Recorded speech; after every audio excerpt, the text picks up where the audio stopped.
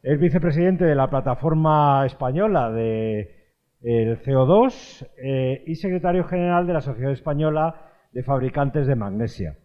Entonces, Pedro, te doy la palabra a los próximos 45 minutos, cuando tú quieras. Bueno, intentaré hablar un poquito alto.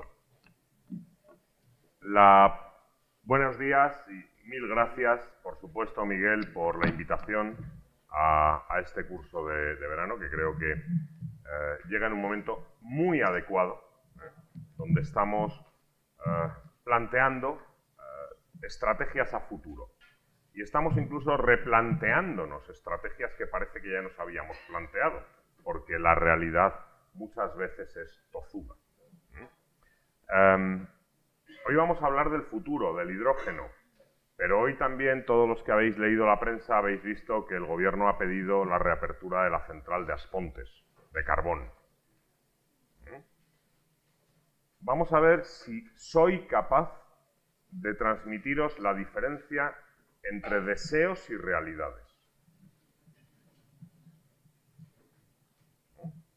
Bueno, lo primero, ¿quién sabe cómo se fabrica el cemento? ¿Quién ha estudiado cómo se fabrica el cemento? La mano bien alta. 1, 2, 3. Bueno, bien, bien. Tú, Santiago, no lo levantes, que hemos estudiado juntos, que ya lo sé. Bueno, mirad, el cemento es el producto de construcción básico junto con los áridos, el agua y el acero. Realmente todo el desarrollo de las infraestructuras sociales que nos permiten la calidad de vida que tenemos hoy se basan en que alguien, allá por el siglo XIX, descubrió que se podía sinterizar a través de un proceso mineralógico una mezcla de carbonatos cálcicos con sílice, hierro, aluminio y que nos daba como resultado un polvito, después de molerlo, un polvito que tenía la peculiaridad de que cuando le ponía agua y lo dejaba secar, fraguar, adquiría la propiedad de una roca artificial, con lo cual me ahorraba a los esclavos. Porque claro, antes tenía esclavos en las canteras para picar roca. Bueno, pues con el cemento Portland ya tenemos roca artificial, ya no necesito esclavos, lo que necesito es tecnología. Sabed que realmente los primeros morteros, es decir, carbonatos cálcicos calcinados mezclados con rocas naturales tipo puzolanas que tienen también capacidad hidráulica, pues ya los egipcios en la pirámide escalonada de Saqqara lo utilizaban y por supuesto el mundo romano. El templo de Agripa o el Panteón en Roma, pues esa cúpula que veis, además aligerada, está hecha de mortero, que es el ejemplo más antiguo en Occidente que tenemos de una estructura que lleva pues, 1900 años de solidez. Vale. ¿Por qué digo que el desarrollo de nuestra sociedad se basa en el cemento?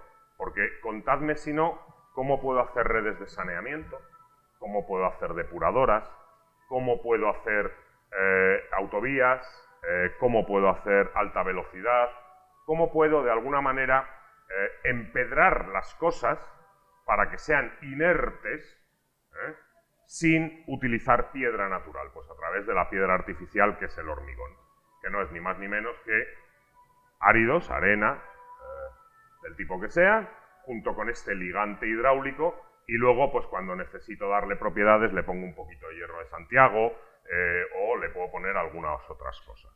Muy bien, pues el cemento por tanto se fabrica extrayendo o teniendo 4 vectores naturales, que es el carbonato cálcico, piedra caliza, sílice, normalmente arenas, hierro y aluminio, minerales naturales que en determinados yacimientos de margas, etcétera, pues ya venían mezclado de forma natural. Eso es lo que le pasó a Joseph Abstin en la región de Portland cuando se puso a sinterizar este material que era su mezcla natural del terreno.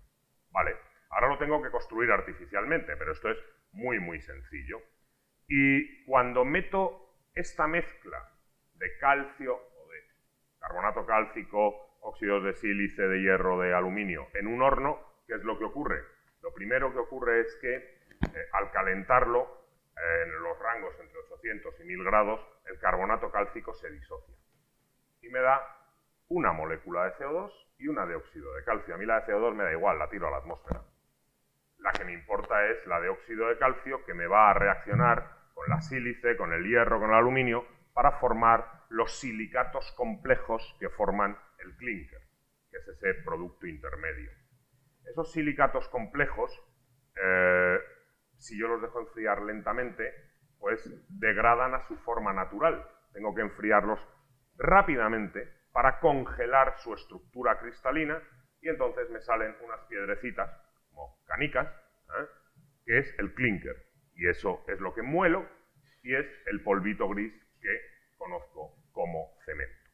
Por lo tanto, para mí, el CO2 de mi descarbonatación de la caliza, pues como entenderéis, no hay óxido de calcio en la naturaleza, pues es un CO2 que denomino de proceso.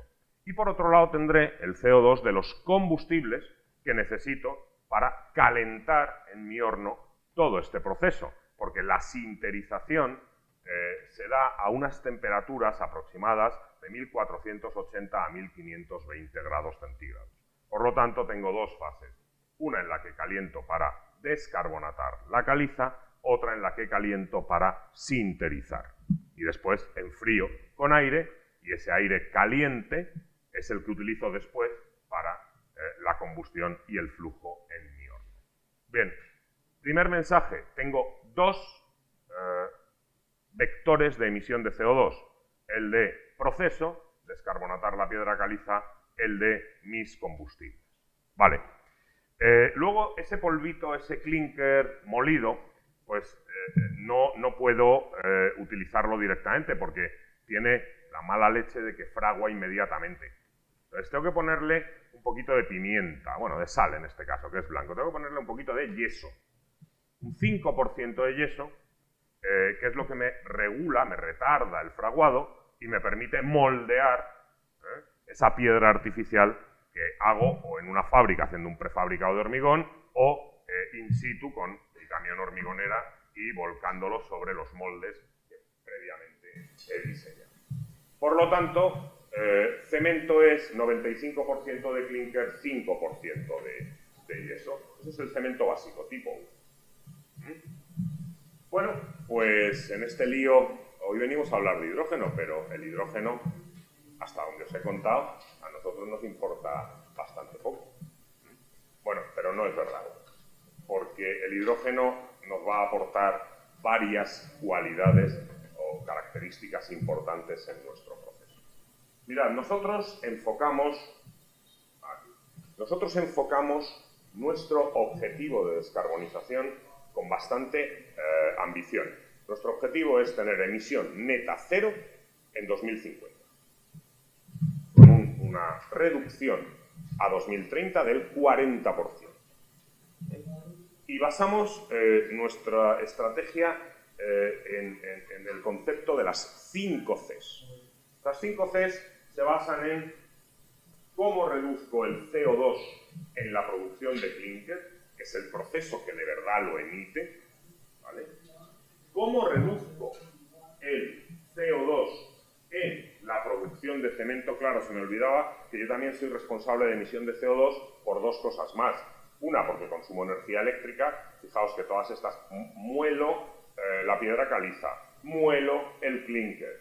Tengo unos procesos de molienda que gastan muchísima energía eléctrica.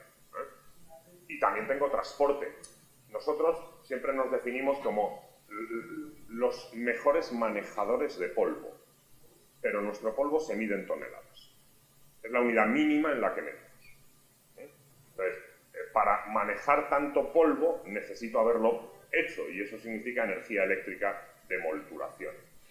En el cemento también somos responsables de emisiones debido tanto al transporte como a la molturación de ese clinker para producir el cemento. Pero también ahí tenemos determinadas capacidades. Lo vamos a ver en la siguiente etapa. El hormigón tiene unos costes de transporte. Cada camioncito de hormigón que veis lleva nada más que 7 o 9 metros cúbicos. Y eso, hacer un edificio es una porquería. Necesito mover miles de esos camioncitos para llevar el hormigón a su sitio. También en construcción tengo una cierta responsabilidad, aunque todavía no sé cómo contabilizarla, porque os voy a poner un ejemplo. ¿Cómo se consigue edificios eficientes energéticamente? A través de la inercia térmica. Y la inercia térmica se crea con masa. Y la masa, pongo el ejemplo, los cortijos antiguos de la zona sur, que tenían unos muros así, y bien anclados en la roca. Y en invierno, tú cuando lo vas a calentar te cuesta un poquito, pero luego mantiene el calor muchísimo tiempo, y en verano le cuesta muchísimo al calor entrar si lo tienes cerradito. Inercia térmica. El hormigón aporta muchísima eficiencia energética en la edificación debido a esa inercia térmica. Y luego tiene otra gracia, que hemos luchado durante 100 años contra ella, que es la recarbonatación. En contacto con la atmósfera, ese cemento que está en el hormigón, poco a poco va teniendo la reacción reversible de ir absorbiendo CO2, de que sus silicatos y óxidos de calcio van reaccionando con el CO2 de la atmósfera y se recarbonatan. Y se producen carbonatos en el hormigón. Eso para nosotros era malísimo, porque si la recarbonatación llegaba hasta esos redondos de hierro que me da Santiago para hacer las estructuras, esos redondos de hierro se oxidan y pierden las propiedades. Por lo tanto, mi objetivo siempre ha sido que se me recarbonate al mínimo. Pero claro, esto es un sumidero de CO2, porque todo el CO2 que recarbonata es parte de ese CO2 de descarbonatación que yo emití en el horno de clinker, ¿vale? Con lo cual, tengo, digamos, 3 o 4 puntos claros donde yo puedo actuar, que son en la producción de clinker, que es mi foco de emisión fundamental, en la producción de cemento, en los transportes de hormigones y favoreciendo la recarbonatación sin poner en juego la seguridad y durabilidad de los productos construidos. Muy bien. Pues ¿cómo lo hacemos? Mirad, datos. Año 1990. Teníamos unas emisiones de aproximadamente 900 kilos de CO2 por tonelada de clinker. Como os he dicho, clinker y 5% de yeso, pues eso era el cemento, pues si le quitáis el 5% a esos 900, por tonelada de cemento, 855 kilos de CO2. Bueno, pues de 1990 hasta el año 2018, lo que hemos ido haciendo ha sido mejorar algunas de las cosas. Por ejemplo, hemos conseguido que el 3,15% de nuestra materia prima ya venga descarbonatada. De esos 900 kilos por tonelada de clinker, 540 eran de descarbonatar la piedra caliza en 1990 y 360 eran de los combustibles, carbón, fuel oil, coque de petróleo. A Carlos también, lo que le sobra de la refinería me lo vende como un producto, se llama coque de petróleo, que es lo que utilizo para calentar. Bueno, pues ya conseguimos un 3,15% de mi caliza que fuera materia prima descarbonatada. ¿Qué es eso? Básicamente residuos de otras industrias que en vez de tener carbonato tienen calcio pero en forma de óxido. ¿Vale? Eso me permitió ya bajar pues, de 540 a 520 aproximadamente el CO2 de descarbonatación por tonelada, 520 kilos por tonelada de.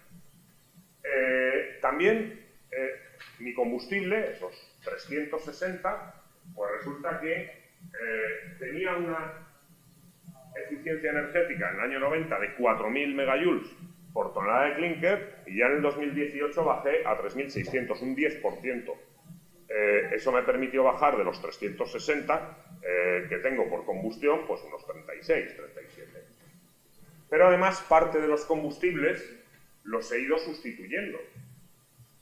Ese coque de petróleo lo sustituyo por residuos que tienen o total o parcialmente biomasa, tipo lodos de depuradora, neumáticos fuera de uso, cascarilla de la industria, cascarilla de cacao de la industria agroalimentaria, en fin, tenemos más de 80 o 90 tipos de combustibles alternativos, que es como los llamamos, que tienen parcial o totalmente biomasa. ¿Vale? Es que también os informo, el horno de clinker es el dispositivo industrial con mayor capacidad térmica de destrucción y por tanto de aprovechamiento térmico directo, porque tiene unos tiempos de residencia de 6 segundos de los gases a más de 1200 grados, cuando a las incineradoras de peligrosos más evolucionadas les están pidiendo 2 segundos a más de 1100 grados. Por eso cuando hay alguna emergencia, como ha habido con todo el tema del COVID, pues rápidamente nos llamaron para que lo que no podían destruir las incineradoras de sanitarios lo destruyésemos nosotros y además aprovechásemos la energía. Pero nos ha pasado las harinas cárnicas de las vacas locas, históricamente con muchas cuestiones, ¿vale?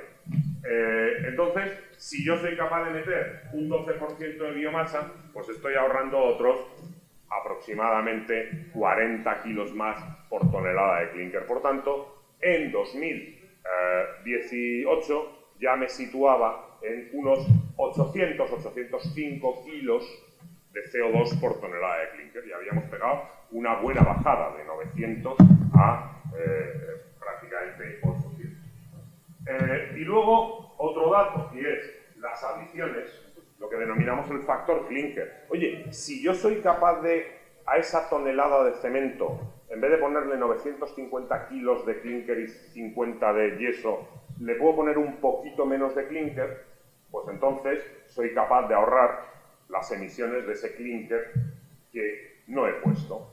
¿Y qué cosas puedo poner ahí? Pues cosas que me aporten capacidad hidráulica activa. Por ejemplo, escoria granulada de horno alto. Otra vez que me vende Santiago cosas. De su horno alto granulamos la escoria que le sale y tiene unas propiedades hidráulicas muy buenas para hacer unos tipos de cementos. O cenizas volantes de centrales térmicas de carbón, que tienen también unas propiedades para otros tipos de cemento estupendo. Bueno, pues ya consigo que solo el 83% de mis cementos sea clinker en 2018. ¿Cuáles son mis estrategias? Pues mis estrategias son, como no puede ser de otra manera, seguir buscando esas tecnologías maduras, que son seguir mejorando en la medida que pueda mis materias primas descarbonatadas, seguir mejorando la sustitución del coque de petróleo de Carlos por residuos con biomasa o biomasas directas. Por ejemplo, os voy a dar un dato. En España se tiran a vertedero todos los años 10 residuos sólido urbano que contienen una media del 44-45% de biomasa. Y que eso, si me lo limpian de metales, de vidrio y algunos impropios más, pues resulta que para mí, si me lo trituran, es un combustible fantástico. ¿Vale? Seguir mejorando en eficiencia energética, por supuesto, ahí nos hemos tirado un triple, os lo tengo que confesar, porque esa curva exponencial ya asintótica de mejora la tenemos muy bien trabajada. Hasta el 3.400 de megajoules de 2030 lo vemos claro.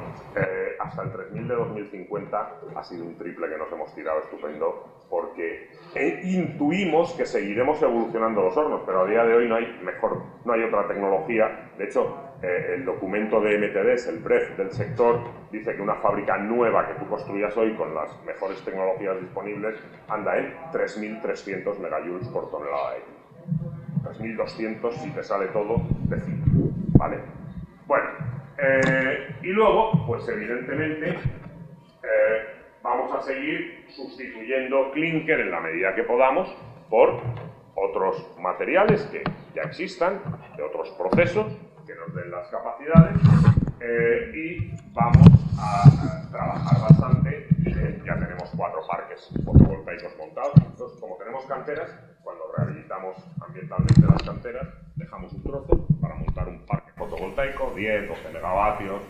Ahí no tenemos problema de espacio, ¿vale? Para tener nuestro autoconsumo renovable ligado al que compramos de la red, que en un 30% actualmente ya es verde en nuestro sector, del que compramos. ¿Vale? Y tenemos 2 grandes líneas de trabajo. Una, que la veis aquí, que es la que nos trae, el hidrógeno, y otra es la captura y almacenamiento de CO2. Porque aunque yo usase como combustible 100% biomasa e hidrógeno, todavía tengo mis emisiones de proceso. Por lo tanto, mi estrategia tiene que ir en una combinación de combustibles de bajo, nula huella de carbono fósil, pero captura de CO2, porque el CO2 de la descarbonatación nadie me va a dar. Óxido de calcio no existe en Estados Unidos. ¿Vale? Una doble estrategia que combina muy bien. Y ahora ya paso a que hablemos un poquito del hidrógeno. Bueno, ahora empieza eso que os quería contar de los deseos y las realidades. La verdad es que estamos muy contentos de que tanto la Unión Europea como nuestro querido MITER, y ayer qué pena no haber podido venir para debatir un poquito con Sara, que es buena amiga, o sea, no penséis que, sobre los deseos que ponen en los papeles. El papel es mucho más resistente que el cemento, aguanta mucho más que el cemento. Es el gran material inventado por el hombre. Mirad, para todo esto que se ha escrito, no nos han preguntado nada. Nada.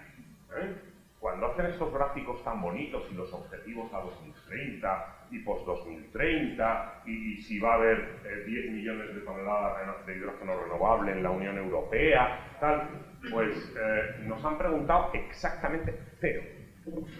¿Cómo están las tecnologías? ¿Cuál es la viabilidad? Estas 2 transparencias las he puesto para poder contaros una anécdota. ¿Recordáis cuando, ya por 2012, 11-12, Europa, ante la falta de acuerdo internacional que continuase el protocolo de Kioto, decidió poner por sí sola unos objetivos a 2020, falta de acuerdo internacional, y estaban negociando qué objetivos ponían a 2020. Recordáis que los objetivos que se pusieron fueron 20-20-20. O sea, en 2020, 20% de reducción de CO2, 20% de energías renovables. Muy bien. A mí me tocó estar allí en Bruselas, pues ligado dando apoyo a la delegación española en esas negociaciones, haciéndolo vivamos, como se suele decir. ¿Sabéis cuál fue la frase del comisario con 20-20-20? Ah, esto está muy bien, se comunica bien y es sexy en materia de comunicación. Ya, pero ¿tú has preguntado si es posible? No, se comunica bien. Y como tiene 2 dígitos y tiene el 2 por delante, parece ambicioso. Vale. Siguiente. Y cuando el 20 de CO2 tienes que dividirlo entre los sectores industriales y los difusos, ¿cómo lo divides? Vamos a hacer un estudio bottom-up para saber cuáles son las tecnologías disponibles que hay, etc. No, espérate.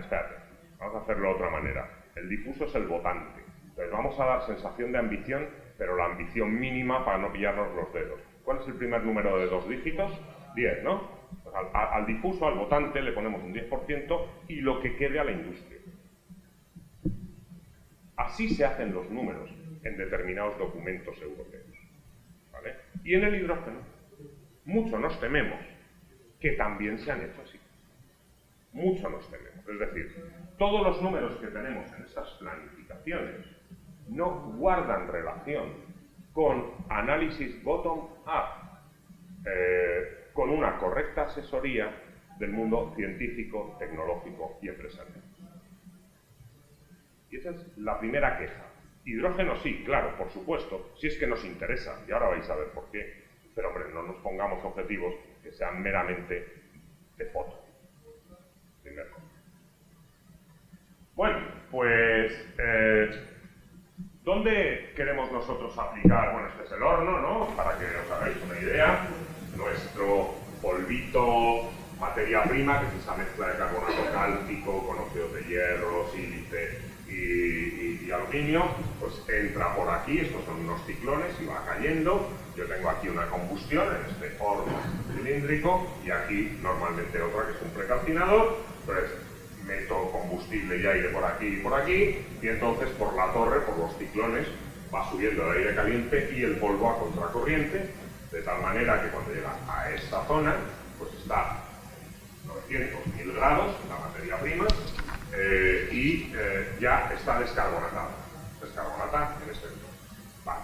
Y entra al horno ya para el proceso de sinterización, más o menos por aquí tengo los 1580 grados, y luego cuando ya ha sinterizado, si veis por dentro un horno, es como un volcán, va rotando y es como lava.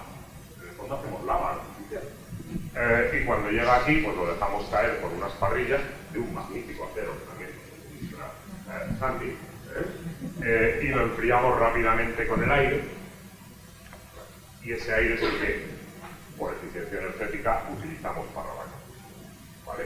Por lo tanto, ¿dónde puedo yo meter el hidrógeno? Lo puedo meter aquí, o lo puedo meter en esta zona, dependiendo del tipo de horno, precalcinador o teja.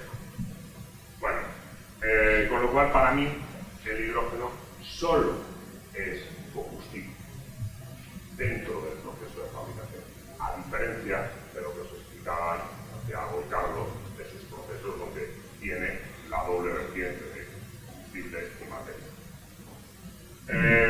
Bueno, pues esto es un esquema de sistemas que estamos ensayando en las fábricas, porque claro, fijaos que el hidrógeno es que se maneja muy difícil y ya os he contado las temperaturas que tenemos en las fábricas. Por lo tanto, necesitamos unos sistemas de seguridad quizá un poquito más elevados que otro tipo de industrias que no tengan esta exposición a temperaturas, a excesos de oxígeno, etc. Bien.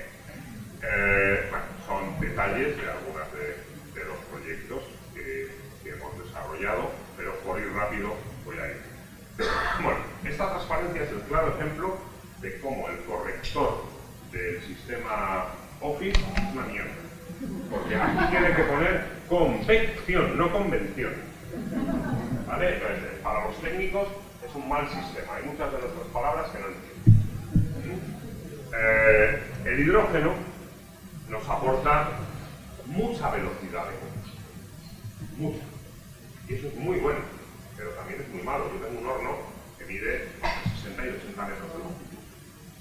Y me interesa una llama que me dé una radiación, una longitud, un gradiente térmico dentro del horno determinado. Que me queme muy rápido, igual no es tan bueno. Por lo tanto, tiene mucha velocidad de combustión y por tanto me puede acortar la llama y transformarla en una bola que no me interesa nada.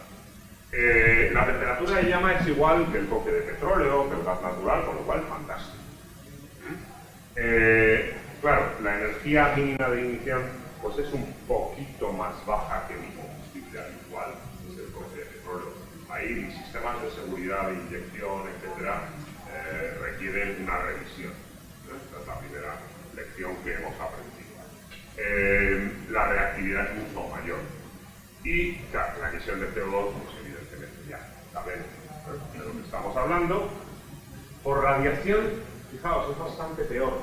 Porque claro, como efectivamente me deforma la llama, pues no es tan fácil manejarlo. Yo ahora mismo con los hornos de cemento actuales no podría hacer clinker con el diseño que tenemos solo con hidrógeno. Imaginaos hidrógeno y gas natural, no podría. Tendría que rediseñar los parámetros térmicos del horno. Porque tiene muy baja radiación y muy alta. ¿Vale? Entonces, bueno, esto se puede hacer, pero eso significa que alguien me tiene que dar aproximadamente 120 millones de euros por fábrica. En España solo tengo 30, en Europa hay 200, para que rehaga el horno. ¿Qué nos aporta el hidrógeno? Pues, en primer lugar, fijaos, si yo soy capaz en el quemador, en mis quemadores, de mezclar hidrógeno con algunas cosas que tengan bajo poder calorífico, es decir, residuos que sean de biomasa o biomasa de bajo poder calorífico, yo puedo jugar a compensar unas cosas con otras. La reactividad de esos residuos de bajo poder calorífico es muy baja, por lo tanto me cuesta quemarlo, con el hidrógeno favorezco que se puedan quemar. Con lo cual, utilizar hidrógeno puede permitirme utilizar más residuos o combustibles alternativos que a su vez tienen o íntegramente o parcialmente biomasa. Con lo cual, sustituyo coque por un poco de hidrógeno, ya he bajado la emisión, pero eso me permite sustituir más coque por combustibles que son biomasa parcial o total. Esos combustibles alternativos, vean, pueden ser de bajo PCI, cosas que a día de hoy no tienen utilidad y que van a vertederos.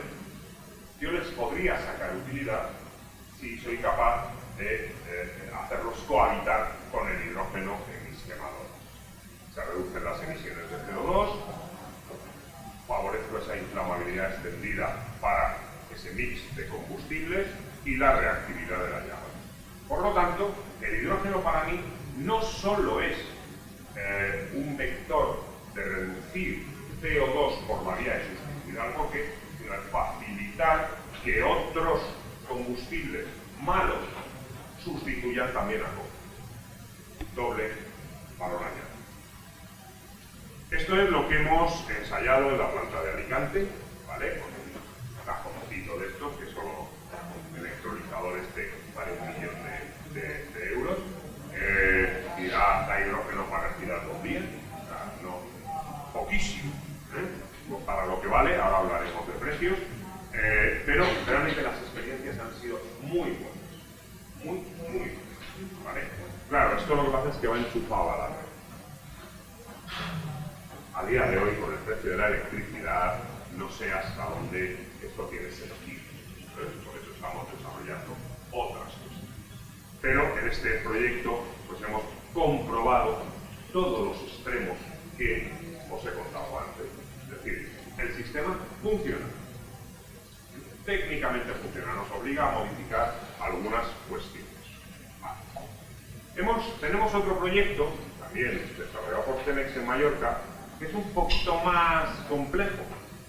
Oye, mira, yo tengo unas canteras en Mallorca estupendas. ¿Qué pasa si me monto un parque fotovoltaico para producir el hidrógeno? Y luego ese hidrógeno, oye, ¿a qué lo voy a quemar yo en el horno? Lo puedo quemar un poquito, pero es que hay otros que necesitan en la isla transporte. Mallorca quiere ser una isla free CO2 en transporte en no sé cuántos pocos años. Con lo cual, claro, eso me genera sinergia. El problema es que a día de hoy es carísimo. El proyecto piloto también ha funcionado. Sabéis que ahora mismo la energía eléctrica producida con fotovoltaica puede rondar 40 euros de megavatio hora, por tanto, precio muy correcto, pero el problema es que todavía la eficiencia de los electrolizadores y los costes de energía renovable tienen gastos. Ahí también hemos confirmado lo que ya sabíamos de la experiencia de la planta de Alicante. Y claro, el problema es que a veces pues no es tan fácil. Cuando tú quieres meter proceso nuevo dentro de un proceso industrial antiguo, pues viene la madre administración y entonces te dice, espera, que tú necesitas licencia industrial, estudio de impacto ambiental, declaración de impacto, proyecto de nueva implantación, pam, pam, pam, pam. ¿Y esto cuántos años son? 8, 7. Y eso que ya me ha funcionado la planta piloto, ¿eh? Entonces a mí, claro, vuelvo a la reflexión de antes de las hojas de ruta. Sí, igual sería posible, si esos 8 años de permisos administrativos o 7, pues igual me los dejas en el 1. Pero también hay que chequear cómo funciona nuestra estructura legislativa en materia industrial. Vale. Pero también hay otra forma de ver el problema, otra forma de gestionarlo. Este es el proyecto que ahora mismo se acaba de dar el visto bueno para que empiece su ingeniería, y está en fase de proyecto de ingeniería de detalle, que en el fondo se basa en, como yo tengo mucho CO2 en mi horno, el famoso CO2 de proceso, y tengo las canteras, pues resulta que yo puedo, a través de energía renovable, que bien puede ser eólica offshore. Esto, como es Alemania, han puesto eólica offshore, lo explicaba, no me acuerdo quién antes, si venimos a España pondríamos fotovoltaica, que nos sale económicamente mucho mejor, ¿no? Y entonces produzco ese hidrógeno y el oxígeno. Claro, para favorecer mi combustión, antes os he dicho que el hidrógeno me ayuda mucho, pero también me ayuda mucho una tecnología que se denomina oxicombustión, que es enriquecer en oxígeno el aire, ¿vale? Porque así caliento menos volumen de nitrógeno y mantengo el requisito de oxígeno adecuado de mi combustión. Bueno, pues si yo desarrollo electrolizador, el oxígeno lo aprovecho para mi oxicombustión, que lo que hace es enriquecer mi corriente de gases de salida en CO2, porque tengo menos nitrógeno. El hidrógeno podría utilizarlo para mi horno, pero igual es perder el tiempo, porque yo lo que puedo hacer es capturar el CO2 y con este hidrógeno y ese CO2 producir un combustible sintético. Carlos, aquí tienes tu combustible sintético, fabricado no en una refinería, sino en una fábrica, con materia prima de una fábrica. El proceso es el mismo, ¿vale? O sea, realmente esto, quien sabe hacerlo es el refinero, ¿eh? Pero fijaos que es otra solución para la vía hidrógeno en el sector. Por lo tanto, el primer dilema es si yo soy capaz de producir hidrógeno con electrolizadores con energía renovable en mis plantas, y tengo la capacidad de energía renovable y la tecnología de electrolizadores tiene que ir evolucionando.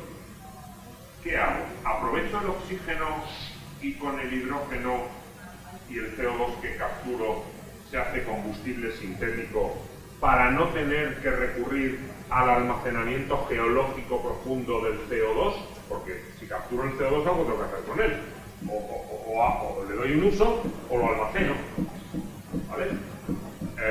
O directamente aprovecho el oxígeno y el hidrógeno para mi combustión, que también me aportan otros valores. Bueno, pues ahora mismo el sector está ensayando plantas piloto de un tipo y de otro.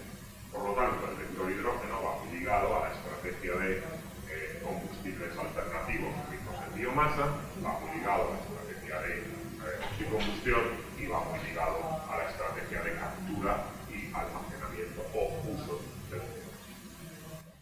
Bueno, este proyecto, como Miguel me va a regañar porque ya se me cuenta, esta era para referir que los costes de transporte todavía no son caros, pero baratos tampoco son, a día de hoy, en hidrógeno. Pero aquí sí quiero incidir, porque este es el final del mensaje. Mirad, lo que dicen otros, porque otros son más expertos que nosotros en hidrógeno. En España, con un precio del megavatio hora de 40 euros en 2020, pues yo podía producir con electrolizadores hidrógeno en el entorno de 3.100 o 3,1, ¿vale? Euros el kilo. 3.100 la tonelada, ¿vale? Que ya os he dicho que nosotros trabajamos en toneladas, lo de los kilos es nada. Fijaos que con energía fotovoltaica España es súper competitivo para producir hidrógeno. Ostras, está muy bien. En el entorno de los 5, ¿no? Por ahí. En torno de los 5. Y esto, pues, debería ir bajando un pelín. Pero en torno de los 5. Con eólica terrestre, oye, pues España también es bastante competitiva. Si me voy a eólica marina ya, pues, dejo de ser competitiva. Hay que replantearse la eólica marina para que nos va a valer. Eso es otro tema interesante. Y estos son mis números. A día de hoy, una tonelada de hidrógeno, 120 gigajulios, más o menos, ¿no? Corregidme los expertos en esto, pero aproximadamente 33,3 megavatios hora, lo que más o menos me da unos 218 euros megavatio hora. Es decir, que una tonelada de hidrógeno me cuesta 7.200 euros, puesta en mi horno. ¿Vale? Esa tonelada de hidrógeno sustituye a 3,6 toneladas del coque que me da Carlos. Y esas 3,6 toneladas, pues más o menos al precio actual, incluyéndole las emisiones de CO2 a 80 euros la tonelada de CO2, me sale por 1.600. Bueno, pues entonces ahora contadme qué empresa invierte en sustituir ya en hidrógeno. Los números son los que hay que ponerle a la hoja de ruta y europea y española para decirle, espera, replantéate los plazos y los volúmenes. Mientras tú no me aceleres la curva de aprendizaje con mecanismos de incentivación, lo que ve un CEO de una empresa es esto. Y por tanto, no se va a cumplir ni uno de los objetivos. Así que, bueno, este era el último mensaje. Muchas gracias.